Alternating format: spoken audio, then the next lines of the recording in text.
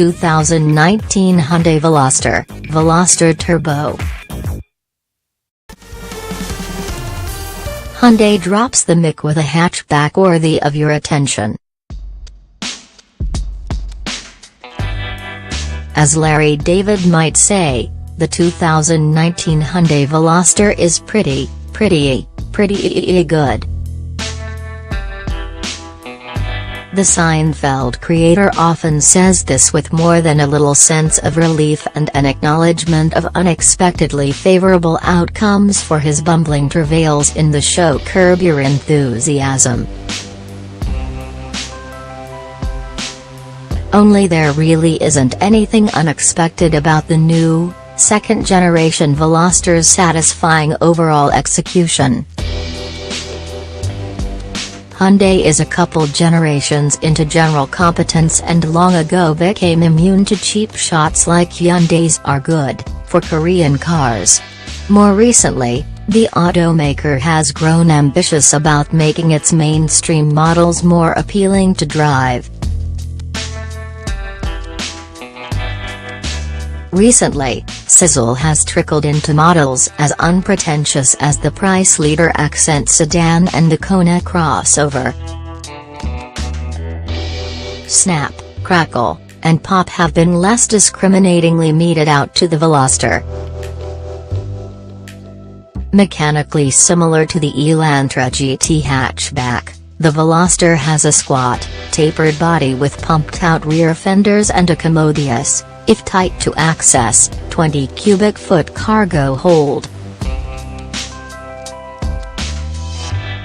Despite the fact that the redesign sports a faster roofline, Hyundai found more rear headroom but not reduced blind spots or additional visibility to the rear by moving the hatch hinges rearward.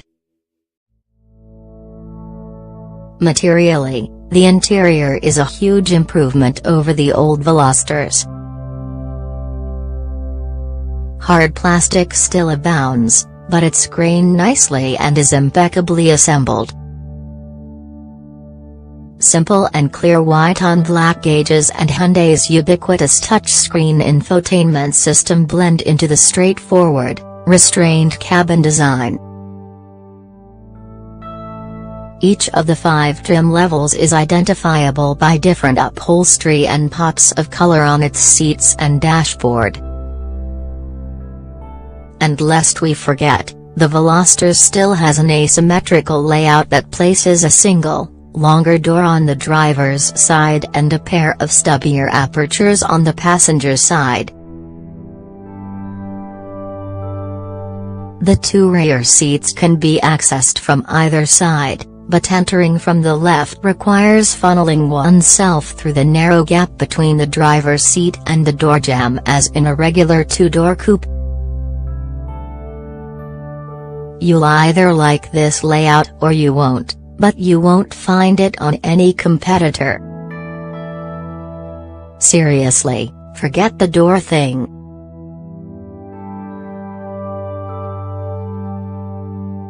Until the high-performance 275 horsepower Veloster N appears later this year, the Veloster Turbo is Hyundai's most focused performance machine.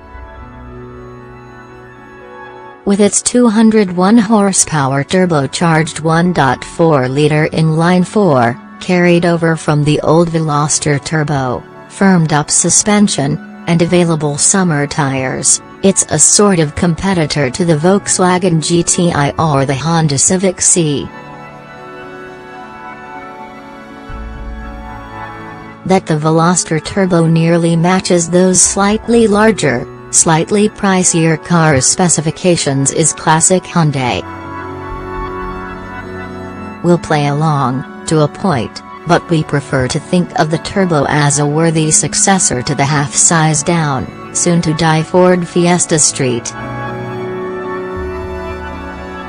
There is a base Veloster, which uses a new Atkinson Cycle 20-liter engine with port fuel injection, sans turbo, to produce 147 horsepower and 132 pounds-feet of torque. We snagged only a quick drive in that one, enough to determine that while the new engine is 15 horses and 12 pounds-feet stronger than the 1.6-liter it replaces, it still makes more racket than forward motion when pressed. The upside: the chassis is as well tuned as the turbos, and the two models look nearly identical. Plus, it's a good deal at $19,385, which includes forward collision warning, automated emergency braking, lane keeping assist, cruise control, 17-inch wheels, automatic headlights, and a 70-inch touchscreen with Apple CarPlay and Android Auto.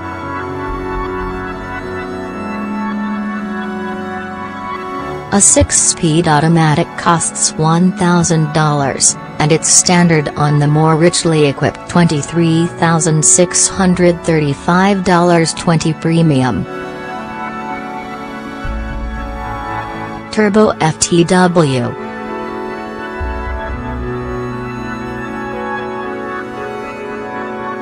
The Turbo lineup begins just $150 above the 20 Premium with the $23,785 R-Spec, which comes only with a 6-speed manual transmission. As far as we're concerned, the lineup could end there, too. The simply named $26,285 Turbo can be had with a 7-speed dual-clutch automatic transmission, and although you can order the loaded Turbo Ultimate with a 6-speed manual, it'll cost $27,535. Equipping a Turbo Ultimate with the DCT adds $1,500. For more on which trim level gets what, read our pricing breakdown of the Veloster lineup. In our book, the R-Spec represents the strongest value. Every Turbo's suspension has thicker anti-roll bars and is roughly 15% stiffer than the base Velosters. The only stick-shift turbos we drove were R-Specs, which get a trim-exclusive B&M short shifter kit. The setup's Honda-like shift quality is shockingly good, and the clutch pedal is springy and progressive with a clear take-up point in the middle of its stroke. Recently, we declared the Accent Sa's manual transmission to be the best Hyundai has ever offered. Transfer that title, with a hat tip to B&M, to the Veloster R-Spec now. The dual-clutch transmission is less beguiling. Its responses to manual gear selections are disappointingly slow whether you use the steering wheel paddles or the shift lever, and several times we caught the computers snoozing, leaving us without a complete throttle blip to smooth the downshift. In automatic mode, it upshifts short of redline most of the time to ride the turbo engine's fat wave of torque in the low and middle ranges.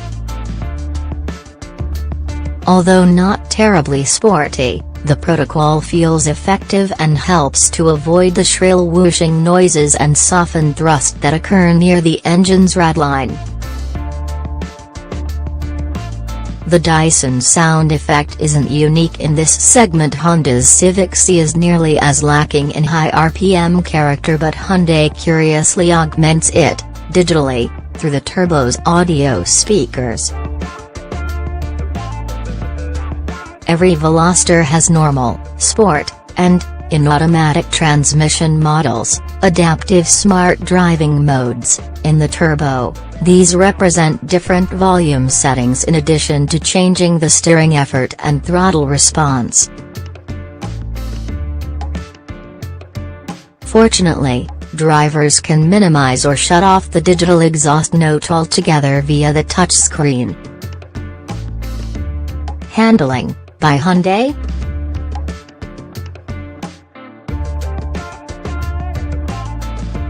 Before our drive, Hyundai's Vice President of Product Planning, Mike O'Brien, declared the Veloster's chassis the best the automaker has ever presented to customers. No hyperbole there.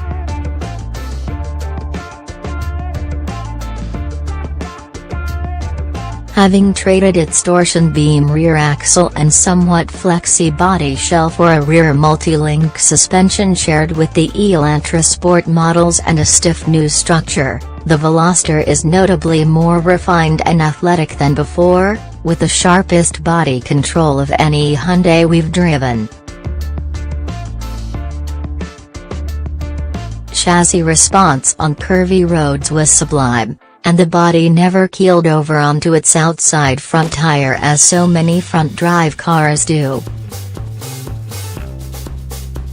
The suspension maturely irons out even brutal bumps without transmitting booms or crashes through the body or allowing any float, wheel flutter, or harshness. The Veloster's appeal to enthusiasts would be stronger if the handling allowed it to rotate a little more aggressively in tight corners. A different rear anti-roll bar might coax out some friskiness and lift throttle oversteer like that found in the Ford Fiesta Street. As things sit, the Veloster's rear end nicely tucks in behind the front when standing on the firm, responsible brake pedal heading into a turn, but it stays determinedly planted. Let it go.